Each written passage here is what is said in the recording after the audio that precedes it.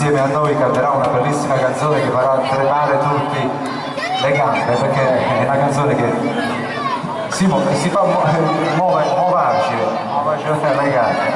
Allora, si muove. È pronta?